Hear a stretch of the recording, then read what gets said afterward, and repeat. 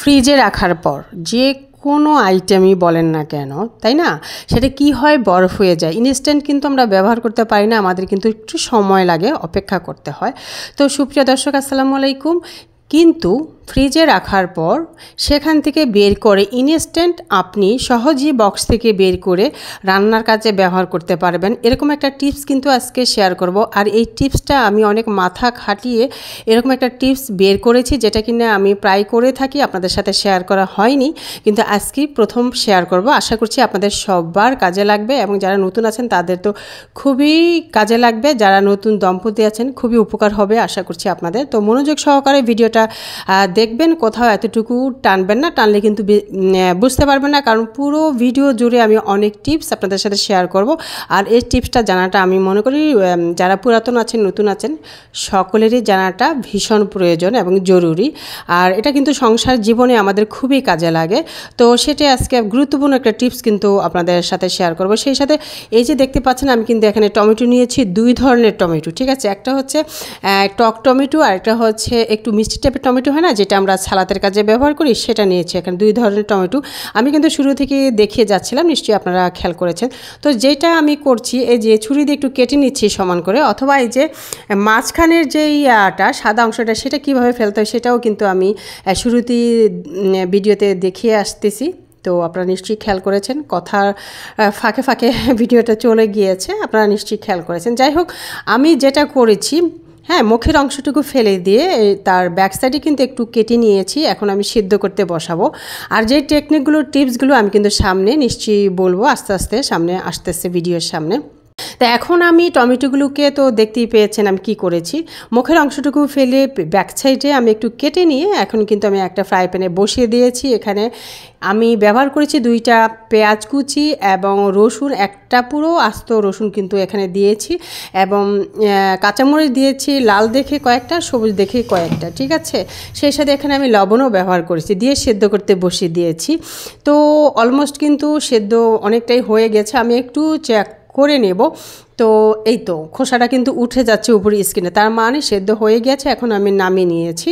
তো এখানে আমি নামিয়ে নেওয়ার পরে অল্প কিছু সময় আমি ওয়েট করেছি, খুব বেশি একটা সময় কিন্তু ওয়েট করিনি। এখন আমি যেটা করছি, অন্য একটা পাত্রের মধ্যে টমেটোগুলো উঠিয়ে নিচ্ছি। দেখতেই পেরেছেন আপনারা যে এখানে পানি আছে, তো আমি একটু পানি ব্যবহার করেছি, যেহেতু এটা আমি সস বানাবো না, সো পানি ব্যবহার করলে কোনো সমস্যা নাই।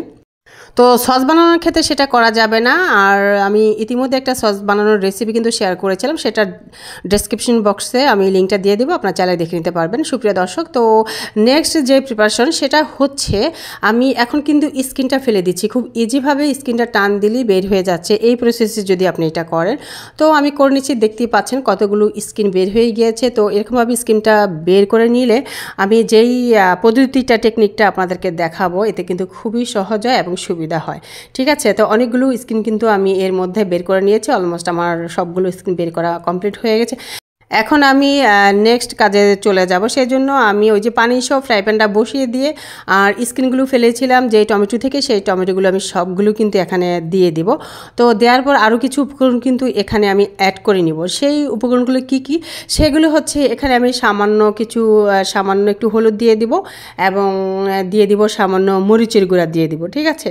তো এখানে দিয়ে দিলাম মরিচের গুঁড়া এবং হলুদের গুঁড়া দিয়ে নিয়ে এখন আমি আবারও ঢেকে নিব, ভালোভাবে যাতে সেদ্ধ হয়ে যায় এর জন্য, ঠিক আছে। 5 থেকে 6 মিনিট পরে আমি এখন ফিরে আসলাম, ঢাকনা খুলে নিয়ে। এখন আমি যেটা করব, এই টমেটোটাকে একটুখানি মেল করে দিব, খুব বেশি মিহি আমার এখানে ভাঙার দরকার নেই, আধো টাইপের ভাঙা যাতে হয়, সেজন্য আমি যেটা করব, এখানে আমরা যেই ডাল ঘুটি না, সেই ডাল ঘুটনিটা কিন্তু আমি এখানে নিয়ে নিব, এবং সেই ডাল ঘুটনি দিয়ে আমি একটু প্রেস করে চাপ দিয়ে কিন্তু এগুলো একটু ভেঙে নেব, যেই টমেটোগুলো আস্ত আছে, ঠিক আছে। তো আমি দেখতেই পাচ্ছেন যেটা করছি, তো এরকম করে নিতে হবে, একটু ভাঙা ভাঙা করে নিতে হবে, খুব বেশি মিহি করার কোনো প্রয়োজন নেই। যেহেতু আমি এইটা ব্যবহার করব, যে কোনো ধরনের সবজি, মাছের তরকারি এবং বিফ মানে যে কোনো ধরনের মাংস আইটেম, সামনে যেহেতু রমজান আসছে, এই রমজানে আপনি চাইলে ছোলাতে দিতে পারেন, যে কোনো কিছু দিতে পারেন। সেই জন্য আমি এই পদ্ধতিটা অবলম্বন করছি যে এক আইটেম দিয়ে আমি কিন্তু এক আইটেম না, আমি কিন্তু দুইটা আইটেম, দুইটা সিস্টেম দেখাবো। একটা সিস্টেম হচ্ছে মাংসের জন্য, আরেকটা হচ্ছে মাছের জন্য, সবজির জন্য, ছোলার জন্য, ঠিক আছে? তো আমি এখানে ইম্পর্ট্যান্ট যেই টেকনিকটা, টিপসটা আপনাদের সাথে শেয়ার করব, সেটা কিন্তু ইতিমধ্যে আমার হাতে চলে এসেছে। সেটা হচ্ছে এখানে আমি নিয়েছি একটা বাটির মধ্যে কি করেছি, 2 চা চামচ উঁচু করে কর্নফ্লাওয়ার নিয়েছি, ঠিক আছে? সেই কর্নফ্লাওয়ারটাকে আমি সামান্য একটু পানি দিয়ে নিয়েছি এবং পানি দিয়ে এটাকে ভালো করে ঘুটে করে মেল করে নিব, কোনো ধরনের কোনো যাতে লাম্পস না থাকে। ওকে, তো আমি সেটাই করছি হাত দিয়ে না, এখানে একটা আমি স্পুন ব্যবহার করছি, চামচ। তো চামচের সাহায্য নিয়ে কিন্তু আমি ভালো করে ঘুরে মেল করে নিচ্ছি। এখন আমি এই টমেটোর মধ্যে দিয়ে দিব। আর এটা দিলে যেটা হবে, আপনি যখন এই কর্নফ্লাওয়ার ব্যবহার করবেন এবং কর্নফ্লাওয়ার ব্যবহার করার যে আইটেমটা, খাবারটা যদি আপনি ডিপ ফ্রিজে রেখে দেন, সেটা কিন্তু বরফ হয় না, ঠিক আছে? আমরা পানি রাখলে, জুস রাখলে কি হয়, সেটা কিন্তু বরফ হয়ে যায়। আপনি চাইলে কিন্তু ইনস্ট্যান্ট বের করে ভাঙতে পারবেন, চামচ দিয়ে, হাত দিয়ে পারবেন না, তো সেটা অন্য কোনো প্রসেস করতে হবে। হ্যাঁ, কিন্তু আপনি যদি এই কর্নফ্লাওয়ারটা ব্যবহার করেন, তাহলে যেটা হবে, আপনি যদি ডিপের মধ্যে রেখে দেন, তাহলে আপনি ইনস্ট্যান্ট যখন দেখবেন যে 2 দিন পরে হোক, 1 সপ্তাহ পরে হোক, দীর্ঘদিন পরে হোক, সেই বক্সটা বা বাটিটা যদি আপনি বের করেন, ইনস্ট্যান্ট কিন্তু আপনি সাথে সাথে চামচের সাহায্য নিয়ে এই মেল্ট করা টমেটোটা আপনি বের করে নিতে পারবেন, আপনার খাবারের কাজে আপনি ব্যবহার করতে পারবেন। সেটা কিভাবে, সেই সম্পূর্ণ পদ্ধতিটা, সিস্টেমটা, টিপসটা আমি সব কিছুই আপনাদের সাথে শেয়ার করবো। আর এই যে দেখতে পাচ্ছেন এখানে, এটা হলো ধনিয়া পাতা। তো এইভাবে যদি আপনি ধনিয়া পাতা, কাঁচামরিচ, কিছুটা লবণ, হলুদ, মরিচ দিয়ে, ঠিক আছে, মেল করে রাখেন, আর এই টমেটোটা এভাবে সংরক্ষণ করে রাখলে আপনি যে কোনো মুহূর্তে, যে কোনো সময় তরকারিতে বা যে কোনো খাবারে যদি ব্যবহার করেন, খুবই কিন্তু স্বাদ হয় সেই খাবারটা। আর আসছে রমজানে খুবই উপকারী এই খাবারটা। তো ধনিয়া পাতাটা ছিল ফ্রোজেন ধনিয়া পাতা, ঠিক আছে? অনেকেই আসলে বিশ্বাস করতে চান না যে ডিপ ফ্রিজে দীর্ঘদিন ধনিয়া পাতা রাখা যায়। তো রাখার পরে কিন্তু সেম ফ্লেভার থাকে, খুবই টেস্ট হয়। সেটা কিন্তু কিছু টেকনিকও আছে, তো একটু দেখে নেবেন যারা এটা মনে করেন। এই যে দেখতে পাচ্ছেন একেবারে ফ্রেশ। তো আমি একটা ভিডিও অলরেডি কিন্তু আমি আমার চ্যানেলে শেয়ার করেছিলাম, ইউটিউব চ্যানেলে, হয়তো পেজে করা হয়নি।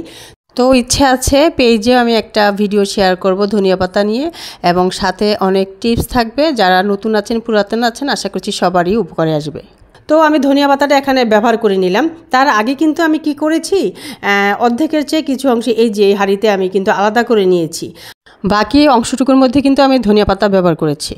এই ধনিয়া পাতাটা দিয়েছি, কেন দিয়েছি, এই যেটাতে আমি ধনিয়া পাতা ব্যবহার করি নাই সেটা আমি আলাদা বক্সে রেখেছি। এজন্য এইটা আমি গরুতে, মানে হচ্ছে গরু, মুরগি, মানে মাংস জাতীয় খাবার ব্যবহার করব, ঠিক আছে, যদি আমার প্রয়োজন হয়।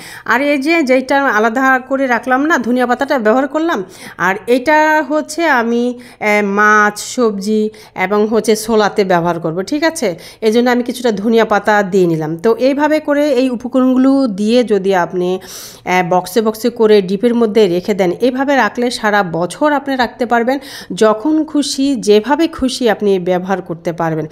আর সবচেয়ে মজার ব্যাপার যেটা হচ্ছে, আপনি দীর্ঘদিন রাখার পরেও কিন্তু আপনার এই খাবারটা মনে হবে যে আপনি গতকাল করেছেন অথবা আজকে এই মাত্র করেছেন, এতটাই টেস্টি, এতটাই ফ্লেভারযুক্ত। আর সবচেয়ে বেশি উপকার যেটা, টিপসটা, সেটা হলো যে আপনি চাইলে ইনস্ট্যান্ট কিন্তু বের করে আপনি ব্যবহার করতে পারছেন। তো সেটা কিভাবে আমি কিন্তু দেখাবো। এই যে বক্সে এখন ভরে নিলাম, এখন কিন্তু আমি ডিপের মধ্যে রেখে দেবো, আর 2 দিন পরে আপনাদের সাথে শেয়ার করব। সেটা কিভাবে, তো আমি কিন্তু 2 দিন আগে আমি ভিডিওটা করেছিলাম শুধুমাত্র আপনাদের সাথে শেয়ার করার জন্য। আমি এই ভিডিওটা 2 দিন পরে করে আপনাদের সাথে শেয়ার করছি। তো আমি এগুলো এখন ডিপের মধ্যে রেখে দিব। 2 দিন পরে ফিরে এসে এই যে ডিপ থেকে এখন আমি বক্সগুলো এখন নামিয়ে নিব। তো সবগুলো আমি নামাচ্ছি, আর নামিয়ে আমি আপনাদের সাথে শেয়ার করব। এতে একটা বক্স কিন্তু খুলে নিলাম, আর একটা বক্স খুলে নিয়ে এখন আমি দেখাবো কত সহজেই কিন্তু এই বক্স থেকে বের করা যাচ্ছে, ঠিক আছে? এখানে কিন্তু বরফ হয়েছে, বাট অতটা বরফ হয়ে যায়নি যে আপনি বের করতে পারবেন না। চামিচ দিয়ে একটু প্রেস করে নিলেই কিন্তু বের হয়ে যাচ্ছে। তো এজন্য আপনার যতটুকু প্রয়োজন ততটুকু কিন্তু আপনি বের করে নিতে পারতেছেন, এবং বাকিগুলো কিন্তু ঢাকনা লাগিয়ে আবার আপনি ডিপ ফ্রিজের সঙ্গে রেখে দিতে পারতেছেন। তো এইভাবে করে বাটি করে বক্সে করে কিন্তু আপনি রেখে দিতে পারতেছেন। পারতেছেন, যখন খুশি তখন নামিয়ে সাথে সাথে মানে ইনস্ট্যান্টলি আপনি ব্যবহার করতে পারতেছেন। খুব সহজেই কিন্তু উঠে যাচ্ছে, দেখিয়ে দিলাম কত সহজেই কিন্তু উঠানো যাচ্ছে। তো এইভাবে ছোট ছোট বক্সের দরকার, আপনি চাইলে বড় বক্সে করেও রাখতে পারেন, সেখান থেকে ইনস্ট্যান্ট কিন্তু উঠানো সম্ভব। একটা চামচ দিয়ে প্রেস করে নিলেই উঠে যাচ্ছে। আশা করছি আজকের ভিডিওটা আপনাদের কিছুটা হলেও উপকারে আসবে। আর যদি উপকারে আসে তাহলে রিকোয়েস্ট থাকবে লাইক দিয়ে ভিডিওটা দেখে নেওয়ার জন্য। নতুন হয়ে থাকলে একটি সাবস্ক্রাইব করে পাশে থাকা বেল বাটনটি অন করে আমার চ্যানেলের এবং পেজের সাথেই থাকবেন।